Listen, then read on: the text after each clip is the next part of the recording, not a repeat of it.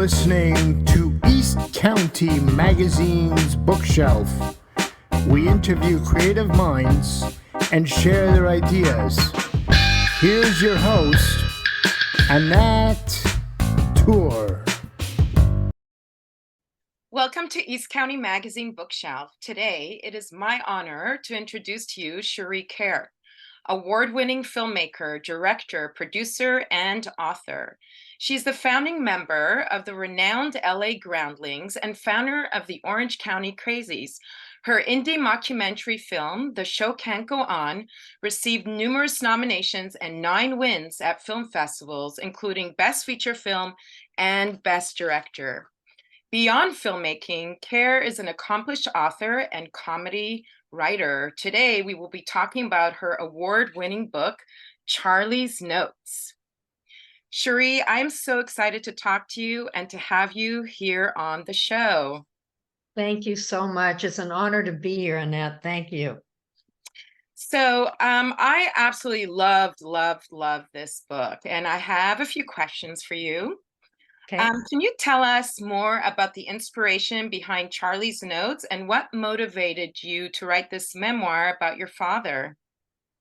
Well, it was actually accidental, if you will. My father had planned at some point to write his own biography. He had worked with a lot of celebrities. He'd had a lot of very interesting things happen to him as a jazz musician. And he had this yellow oblong notepad where he had the names of everybody he worked with and the gigs he did, and he had it all organized. And then he was stricken with dementia and eventually Alzheimer's. And I knew there was no way he was going to be able to write this book. So my grieving process at beginning to lose him, knowing that that was inevitable, because I thought he would live forever. He was just wonderful and charming and kind and gentle and just so talented. I thought, I'm going to take his notes and I'm going to write this book as a memoir and as a tribute to him. And it took almost a day job. So I run a PR firm and I teach presentation and communication skills too through a company called Execuprov. And so weekends and nights, I just dedicated myself to this book and doing the research and interviewing family members and all that, and going through his notes and all his everything from his high school annual yearbook to all his, things that he had saved, and began to write the book. And it was actually very cathartic and very therapeutic for me to be able to focus on this, because I was grieving him. I was grieving the loss of him. And only 6 years earlier, we lost my mother very suddenly. That was just a horrible thing. She died of cancer, but it was very quick when she discovered it. And so I was kind of in a dark place anyway. But capturing my father's life and knowing that his story would be told was really critical to me. So it was a way for me to manage the sadness for the 8 years it took me to write it. That's just beautiful. I grew very attached to your characters in your book. Oh, thank you. Yeah, you paint such a vivid portrait of each character and your family's history. How were you able to gather such accurate accounts and details that brought these characters to life? Well, I started with my father's notes, as I mentioned, gathering everything I could. And then I began to talk to a couple of his siblings who were still alive. His younger brother, Louis, was still living. My Uncle Joe, who he was very attached to musically, they both were brilliant musicians. And my Uncle Joe was a great artist as well. I got with them and said, hey, give me all the notes of all the things you can think of. And I gave them periods of time in his background. But the one person who gave me almost everything, in fact, I flew to Niagara Falls to meet with my Aunt Mary, who you read about in the book. In the book, her real name was Maria Conchetta. And so she sat me down for 3 days with a tape recorder. She had a photographic memory. She was captivating. And she gave me dates and times and locations and events all stacked chronologically to help me tell the story, especially of when they were these 6 children, or there were 7 to begin with. Adelina died, but she gave me all the background and all the facts, so that, I mean, even the book is somewhat fictive in places, but not much. It's from memories of my father telling me about having worked with Elvis Presley or Frank Sinatra and those people. So I remember some of that is, I don't want to say it's paraphrased, but it's not, detail by detail. But she gave me everything from their childhood. And my Uncle Joe, my father's older brother, his wife Dolores, also gave me a lot of history and note taking. His brother Louis, who I was very, very close to, the youngest of the males in the family, he also gave me a lot of information. So I captured their childhood based on their input to me, to their stories. But I'd heard a lot of them over the years because they were really kind of a very interesting, wacky, traditional immigrant family. And I was fascinated by that. So it took a lot of time to gather the information and then compartmentalize it in different decades and years and events and so on. And that was painstaking, but it was really helpful because I wanted to, the reason I wrote the book is because I wanted my children to know their history. I have a very close friend by the name of Gus Lee, and I don't know if you know about his book called China Boy. In fact, you might want to have him on at some point. He wrote a best-selling book. China Boy was bestseller on the New York Times best-selling list, I think in the early 90s. And he's Chinese, and his wife was an American, and he wanted his kids to know their history. So, and his books are just outstanding. So he wrote that story, and it was so beautifully done. And he said to me, you have a really interesting background. You should, when my father was getting ill, he said, you should do the same thing. You should write that story.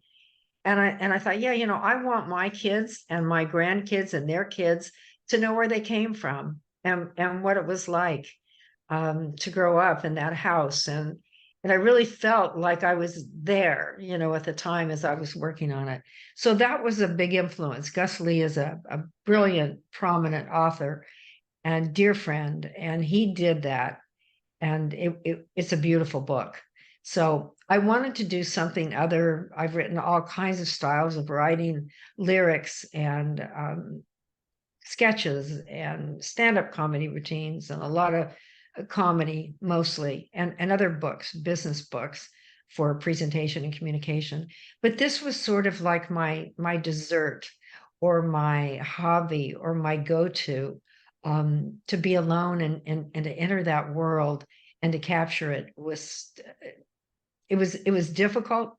It took a long time to really work on the book, but I think it's, of all the things I've been graced and blessed to be able to do, this was definitely my favorite project. Well, I have to say that as I was reading your book, I felt like I was there as well. Um, Good. so descriptive, and talking about your immigrant family coming to America.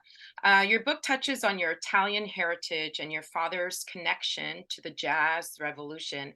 How did your family's cultural background influence your father's musical journey? As the story goes, and it's in the book, my grandfather, Eugene Di Pietro, had a mandolin and he had a flute, and he loved to play music. And I'm not sure where he got his musical chops, but he played a lot around the kids. So as they were beginning to grow up, my grandfather had a good friend, Professor Joseph Russo was his name. And my grandfather was a tailor and said, hey, I'll make you some great suits, but will you teach my 2 of my kids, the violin? He was a violin teacher. And he said, okay. So I think his Eugene's love of music, and always played it and was singing around the house and all that, had a big influence on Joe, my Uncle Joe, and my father, Charlie. So they started lessons. My father started playing violin when he was 4. And as the story goes, he would sit at my grandmother's piano and play her piano, jazz, just anything abstract. And but yet he had this great ear. And his brother Joe, who was 4 years older, was, a very serious, consummate musician. And Charlie, as you read in the book, just wanted to be so much like Joe. But they were both equally as talented. But my Uncle Joe didn't make it like Charlie, my dad, did. But I think it was Eugene and his love of music and having available stuff, around the house and playing to the kids musically that started that influence. But something else that's interesting in that is that as I was getting into this book, I learned that Niagara Falls is not a big town in New York. Everybody knows it as the honeymoon place with the falls and all that. But there were 4 or 5 major Italian studio musicians in LA in the 40s and 50s that came from Niagara Falls, which is really interesting. And I think you may have read in that part in the book where you could sit out on your porch on a warm summer night in Niagara Falls in this one neighborhood, and you could hear all these young musicians playing their instruments, most of whom played guitar. And I wish I could capture that. And I know you were asking me about it being very cinematic. I definitely want to make a movie of this book. That's my ultimate goal. I definitely can't wait for you to do that because, Oh, thank you. as I was saying, when I was reading it, I felt like I was watching a movie. It was so descriptive, and Thank you. certain things really stood out in the book. Your father's musical journey took him to various places and allowed him to collaborate in movies that starred artists such as Elvis Presley, Audrey Hepburn, Charlton Heston, and Sophia Loren. How did these experiences shape his identity as a musician? I think, he had big dreams when he came actually from Columbus, Ohio, to back to the falls to pack everything at their family. Well, let me just mention this. My father was in Niagara Falls and the war broke out. And so there was a chance for him, instead of going into the service where he didn't want to break his hands, he was a musician, was to work in a government role at Curtiss Wright Airplane Factory in Columbus, Ohio. He had a very close friend and childhood friend who ended up, being his best man in his wedding, who went to Curtiss Wright and said, "Hey, Charlie, come on over here. They pay well. You can work on the assembly line and make airplanes," which scares me because my father couldn't put a faucet together. So I have no idea how we won the war. But he moved there to Columbus, Ohio, and he was gigging at night as he could on his guitar. He was playing guitar by then. And Jack Teagarden and Bobby Hackett, who was a famous trumpet player, were in that bar, a place called, I think it was called the Waffle House or the Hoffle House or something. And they heard my dad play. He was 27 years old. And they approached him after the set and said, "You're amazing. We got to come to LA and join my band," is what Jack Teagarden said. So my mom and dad packed everything up, took my sister and I Niagara Falls and got all of our stuff. And then they came straight to California. So my dad could get here when I think it was late February or early March, something like that. And they said, "You're coming in another week or two." Well, when they got to LA, the band had disbanded. It fell apart. And my dad had no job. They didn't have money to get back to the falls. They didn't want to go back there because my dad knew, this was like in 1943, 44, 45 era, that everything was happening now in LA. It wasn't just in New York City. So they stayed. And in fact, they worked on a assembly line in a camera factory, putting cameras together, and then finally saved up enough money to have my mother's parents bring my sister and I to California. So it was about 8 months before we saw them again, which was very hard on both my parents. But then he just fell in love with the jazz scene, and he met a guy in one of the clubs who was working films. He was a sideman on a film, and said, "Oh, Charlie, they would love you. You play bass, you look great on camera," and so on. And he introduced my dad to one of the studio production managers. And from there, they just kept rehiring him. Mm-hmm. And then he also was getting a lot of side gigs at private parties. Those were the most fascinating stories. he would come home and late at night, of course, and my sister and I would get up early and sit with my mom and my dad at the kitchen table, and he would tell us everything that happened at the party, but we were all sworn to secrecy about it. And the most memorable party for me was when Judy Garland was there. It was her party, and she was singing, and my dad, just was fascinated by her. So that's how he got his reputation. Now, many of his friends went on to LA to become studio musicians, which I think my father wanted to do, but it was a lot of sacrifice to do it in the late 40s and early 50s. So he sort of bypassed that goal, opened a music store, but continued to play his side gigs they were called casuals at the time. And so he would be, in a trio or whatever and go to these famous people's houses. But I think my dad was so creative and such a gentle person and a very shy, humble person. I'm not so sure, as I look at it, that he had the aggressive personality that a lot of musicians need to have to just bulldoze their way into that business. But he certainly was worthy of it musically. Oh, yes, absolutely. I remember reading in your book something like your dad was so creative and talented, and your mom had a strong drive. And if he had Yes. that combination, but I just remember reading the book and I felt so connected to Charlie. And when he got that break in the bar that you were mentioning, when Yes. Dak Teagarden came up to him and asked him to play that night, I was so excited. I felt like I was actually there and I almost like jumped for joy.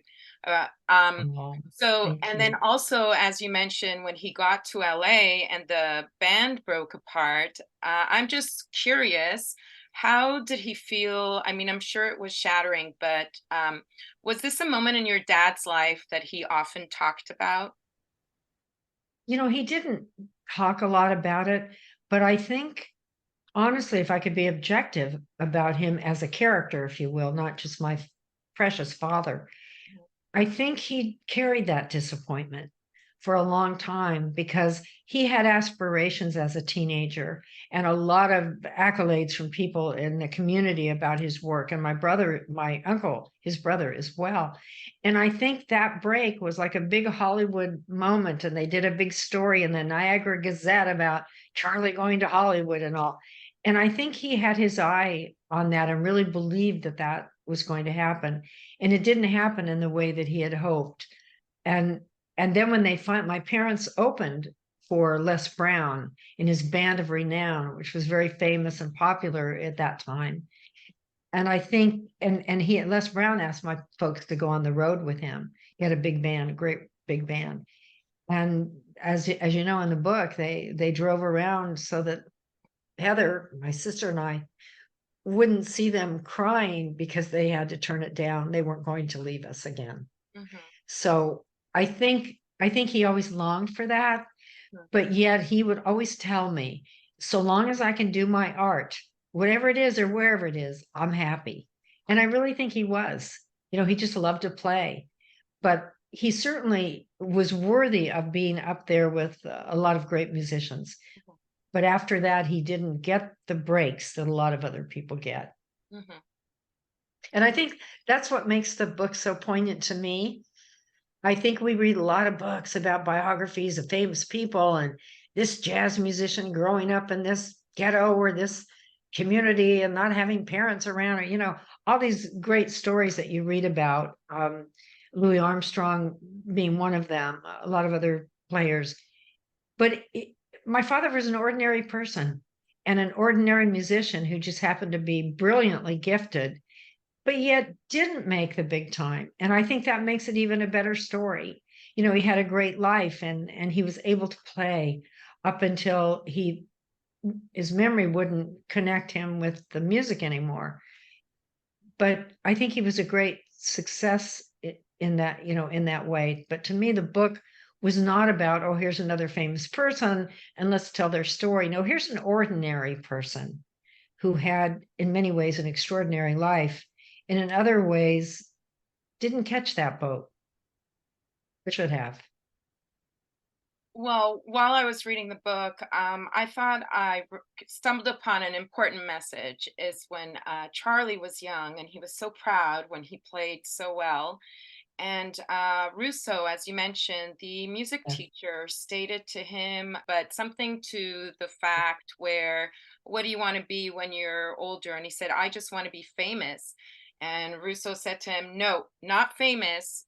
You want to be the best. Right. Because when you're the best, you'll be playing with the best. Anyone could be Mhm. famous, but not everyone that's famous is the best. And I loved that quote. That quote really stood out and throughout the book, because your dad truly was the best, in what he did. He was among the best. He was that has such a combination of everything it takes to be just a brilliant musician. Hmm. He had the emotional part of it. He had the technical part of it, the theoretical part of the music theory. He was very blessed to have been able to start to play at that age and gain that kind of talent. But you're right. It was all about being the best at what you could do. And there would always, he would tell me, and my mother as well, there's always people who can do something better than you can. And there's a lot of people who will look up to you because they can't do what you can do. But don't even think about that.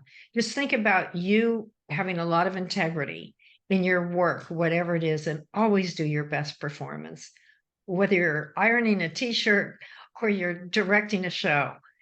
Just give it your best every time, and take it as though this is the only performance you will ever do, and give it everything you have.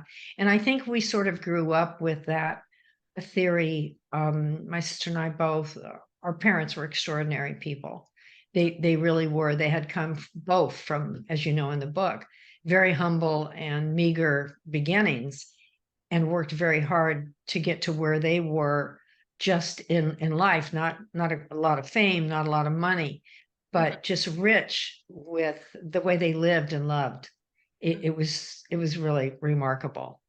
And my sister and I would laugh about how then after we left the house, we got into the real world to see what life was really like, and how we didn't really even begin to appreciate how lucky we were to grow up in that house. There was always music playing, and my mother was dancing and singing, and my father was, would turn on the radio and he would play, he would rehearse and practice against certain songs that he was listening to.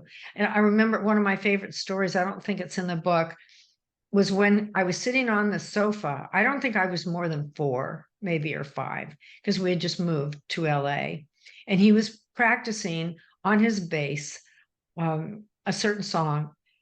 And he said, you have to be able to move your head. You got to bob your head to the beat. And for some reason, I'm very musical, but I mean, I'll play an instrument, but I have a good sense of time, musicality. I couldn't get what he wanted. And he said, you can't go outside and play until you get it. So I had to sit on that couch with him, and I finally got the groove. And that's just how he rolled. I mean, that's just how it was in the house. All the time, there's always music. But we were not allowed to listen to anything but classical or jazz. Couldn't have pop. Um, we couldn't have country, no other genres except for those two art forms. Why weren't you allowed to listen to country or any other forms? And I think my father, in some regards, was a musical snob, and he felt like classical, and that's what he grew up on. That's what he cut his teeth on, and of course deviated from that to jazz, which is I think it's like the PhD of musical Hmm. work. Um, it was just that's where their heads were, and they didn't like the sound of country. I think, and my father, at the end of his life would say to me, because I point out certain country artists. I'm not a big country lover either, but I like some things that are well produced. And he would say, and I liked a lot of rock bands, of course, as I was growing up. And he said, I like all music so long as it's performed well. So I think he had broadened his horizons as he got older and really began to appreciate bands like Chicago and Earth, Wind and Fire, and um, Hall and Oates and other musicians who were really very well trained and played well and had great arrangements, but they weren't as confined to those art forms. But I think that's what they were taught as growing up too, that those were the only kinds of music that were worthy of being played. So I think they kind of passed that on to us. I remember my sister, this is a funny thing too. She bought my dad had a record store, and at that time he had a little 45 records, that you would buy. And she wanted Teresa Brewer, I think her name was, singing Bell Bottom Blues. It was some kind of hokey pop number at the time. And because he would let us each have a record each week. And I wanted Sarah Vaughan singing, I forget what. She's a great jazz vocalist.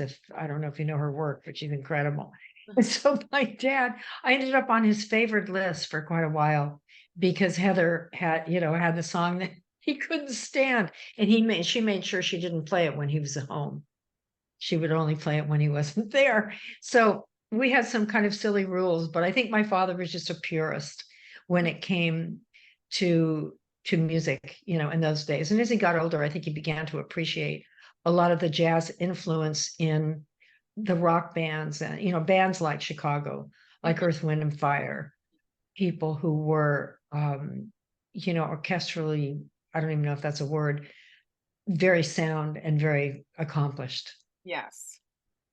Well, being in the music industry during a significant era, your father likely witnessed the evolution of music and culture. How did he adapt to these changes, and did it influence his own music? I think so. The jazz capital of the world in 1940, for instance, when he went on his honeymoon to New York City to watch Joe Marsala and some other great musicians of that time. And as you know, in the book, he ended up sitting in with them and they wanted him to stay. But I think that's where it was all happening. Then when my father moved to LA, right in the mid 40s, I think it was 1944 or 45 when they were here, all of a sudden these people from the East Coast were, emerging in all these clubs in LA. And then it got to be kind of the hip happening, Shelly Man's Manhole and all these other places. And I think that he was kind of rode that wave with that change in the geography, if you will, of where jazz was so hot. And of course, New York is always hot and always will be. But LA really became the scene, the jazz scene in the mid to late 40s and early 50s. And I think it did change, not necessarily the way he played, but he was able to keep up, with all the big band changes. He was a big band guy. He loved Count Basie and he loved Woody Herman and, some of the other big bands that played. And that's really what he wanted to do. But he also wrote a lot of incredible arrangements that were played that people really enjoyed.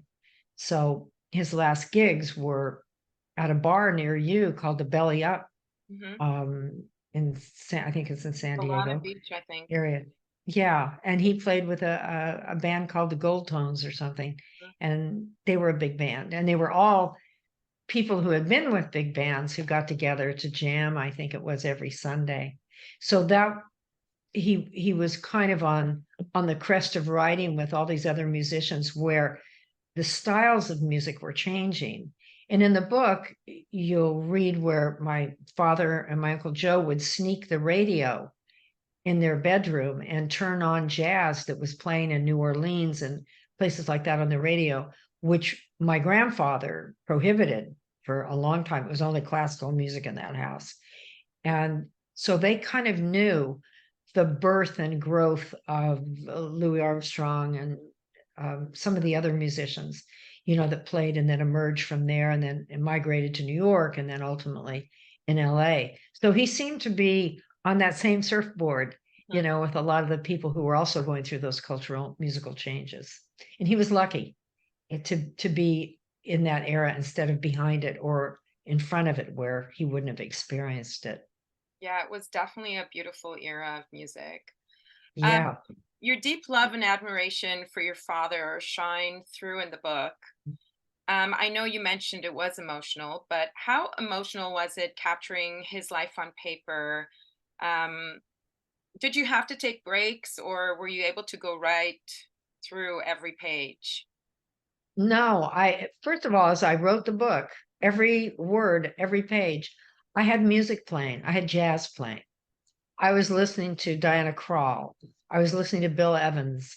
I was listening to Manhattan Transfer. I was listening to all the artists that Diane Shure, all these artists that he loved. And that sort of popped me up and kept me going. But there was a couple of chapters, the one chapter called The Ball, if you remember that, where he was going to take Virginia to the prom and her father wouldn't let her go because he considered my father a low-life Italian. And I can't even talk about it with almost crying. And then he ended up going back home with a corsage and his brother's shoes that were too tight and his tuxedo that he had and didn't get to go to that dance. And I would have to stop in the middle of some of it because I just couldn't write it. And my Aunt Mary really helped me through that because she was there and she remembered every nuance, every single thing that they said and how the family reacted. So that was a very hard chapter for me to write. There were several where I did have to stop for a while and just step aside because I was getting, just too emotional. But there were a lot of times as I was writing, I was crying while I was doing it. But it was therapeutic. Huh. So it was fine. But I always had jazz playing as I was writing.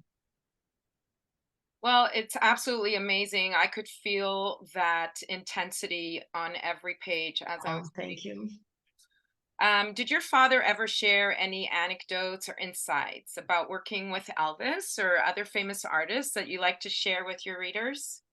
Well, what I thought was interesting because he would always come home again and tell us what happened on the set or what happened at the party. And again, we were all sworn to secrecy. So even some of the chapters, like there's a chapter on Elvis, there's one on Sinatra. I don't tell all. I just gave some of the information. But I do remember my father not liking Elvis Presley. He didn't like rock and roll. He thought that was, we couldn't have that in the house either. Um, and so, but he adored Sinatra and just thought he was the end all of music. Mhm. But when he came home after working with Elvis, he had a very different perspective. He said he was such a gentleman and so humble and so kind. And he said, I just so enjoyed working with him. And I believe Love Me Tender is the film that my dad was in. I think it was Elvis's first movie, if I'm not mistaken. But he said he was just the nicest guy, but very shy, extremely shy. And then Sinatra, on the other hand, although he really enjoyed doing that film, he said he was, had a lot of swag and a lot of women around him, and everybody, he snapped his fingers, give me a cigarette, give me a drink, give me whatever. And he wasn't as friendly or as fun as it was working, with Elvis or Danny Kaye or some of the other people he worked with. And, he was never imposing on these people. He wasn't looking for photo ops. I mean, you didn't do that in that day. But a couple of times he got some photos. But I was always interested in knowing what these people were really like. Were they nice and were they kind? And I know Elizabeth Taylor had, obviously, from what I was told, a real crush on my dad. She saw him and locked eyes and went, wow. Because my father was a very good looking man, very handsome man, and very charming, very magnetic. So, we got to hear things like that. It was interesting to find out what their personalities were really like. Were they still funny all of the time, or were they a whole different personality? And that was fun to learn about. I loved the backstory. I loved hearing about what people wore. My mother was like, what did they wear? What color was June Allison wearing at that party? What did the tables look like? What were the centerpieces like? And so that was really kind of fun, to get all of that. Incredible. And So in fact, I wished he had still been living yes. or in his right mind when I was writing the book, because there's so much more. I'm sure he would have told me that, because he had a great, ironically, memory Mhm. as a younger person, that I could have gotten probably more detail. But by the time I got to the book, which is in like 1995, I think it was, by the time I got there, he had really slipped a lot, and there wasn't much I could have asked him, after that.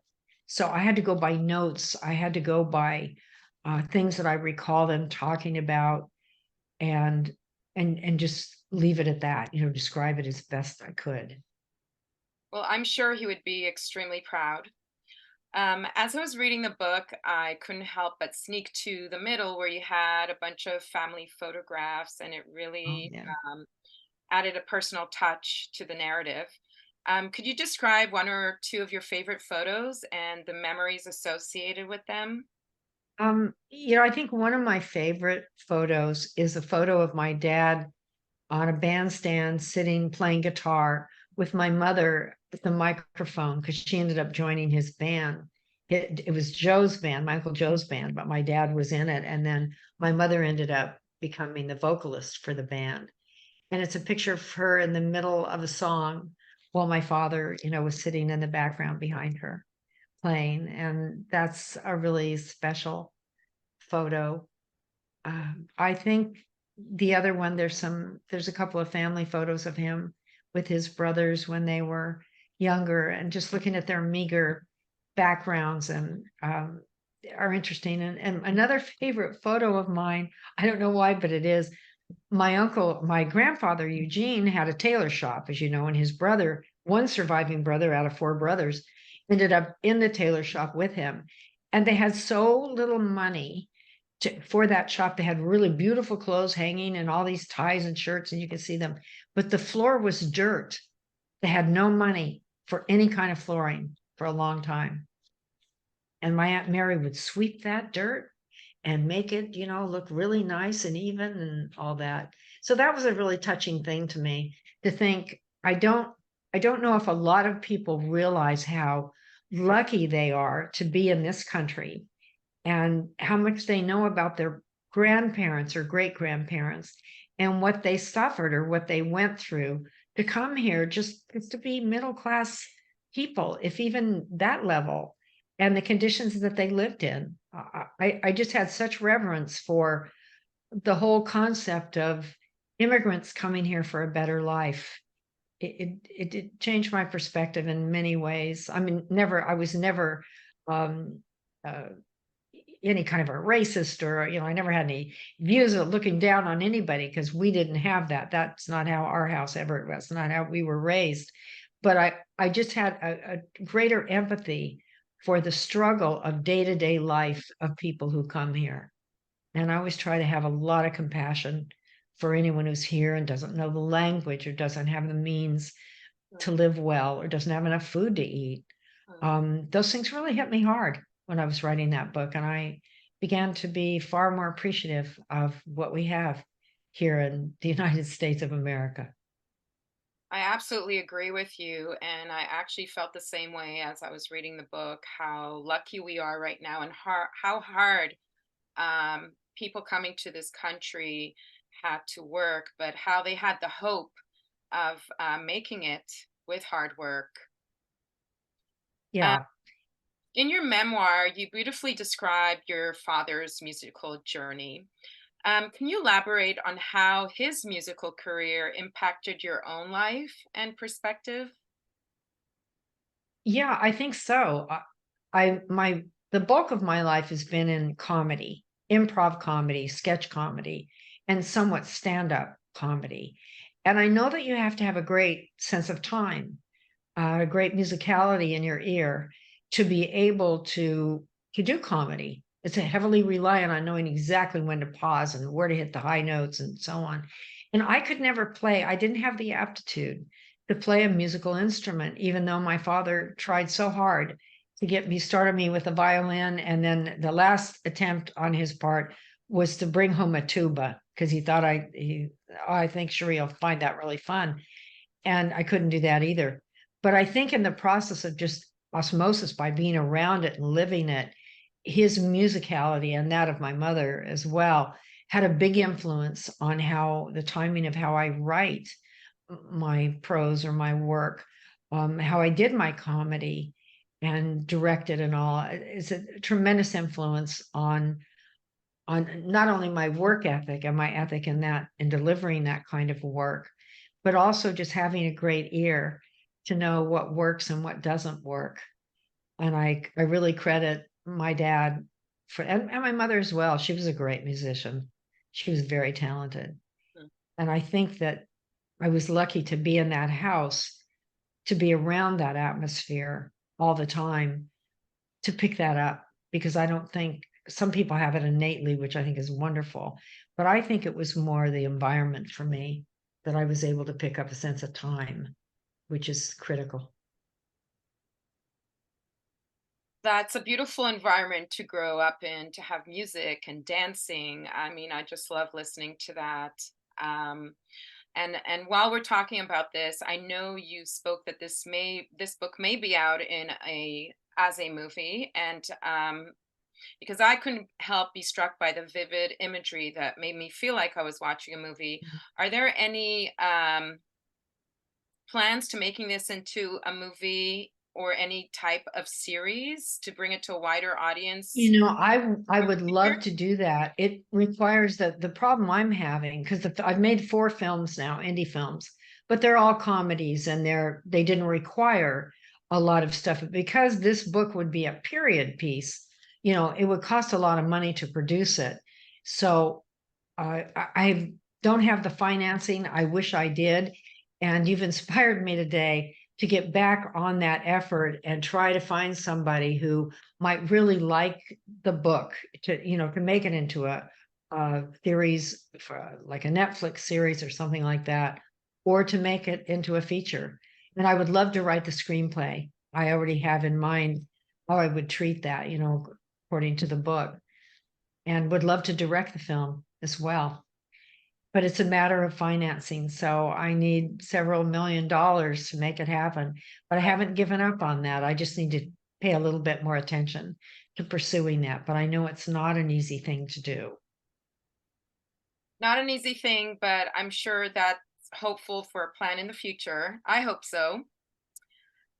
What advice for other writers do you have if they want to go about writing a book based on their family? Well, that's a really interesting question. And it's not as easy as one would think. I think when I was writing the book, I felt that my family would really appreciate it. And oh boy, this is great. I have Charlie's story and everything. And most everyone did. But there were a couple of relatives, including his youngest sister, who absolutely hated me for having written the book. Her mother was a very difficult character in the book, as you know, and I only met her, I think, a couple of times. So I didn't really know her. I went by information I was given from all the siblings who all had the same take on her. And she was a very unhappy, obviously a very unhappy person. And so I characterized her the way I was given the information. And my aunt was furious with me. She wouldn't talk to me for years.